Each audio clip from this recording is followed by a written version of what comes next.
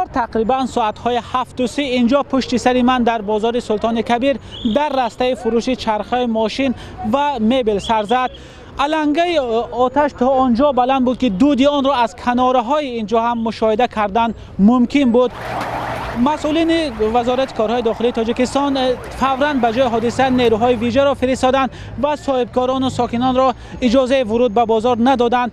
ده‌ها ماشین آتش خاموش کنی هم در اینجا دیده شدند. هرچند ساکنان از کار آتش خاموش کننده ها ناراضی بودند و بعضی صاحبکاران میگفتند به آنها اجازه دادن نمی شود تا اموال خود را از داخل بازار بیرون کنند. مسئولین بخش آتش نشانی گفتند به خاطر بی‌خطری اجازه نمیدهند که کسی وارد بازار شود.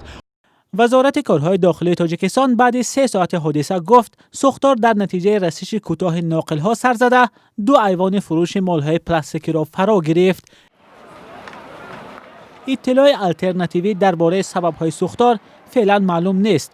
دقیق نیست که چگونه متخصصان وزارت کارهای داخلی دوام 2 ساعت معین کردند که سبب سوختار رسش ناقل است. مقامات گفتند برای خاموش کردن آتش 16 اتوماشین آتش نشانی فرستاده شد و علنگه آتش بعد 2 ساعت خاموش کرده شد. هرچند برخی از شاهدان حادثه از کار آتش نشانها ناراضگی داشتند که سر وقت آتش را خاموش نکردند.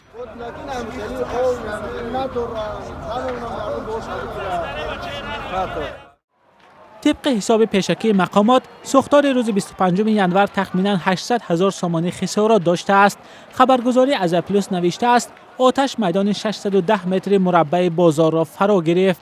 وزارت کارهای داخلی گفت پرونده جنایی آغاز کرده سبب‌های دقیق حادثه معین کرده می‌شوند.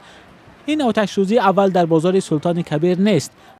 در آتش سوزی ماه ایون سال 2018 در سلطان کبیر 21 مغازه و دکان به کام آتش رفته بود.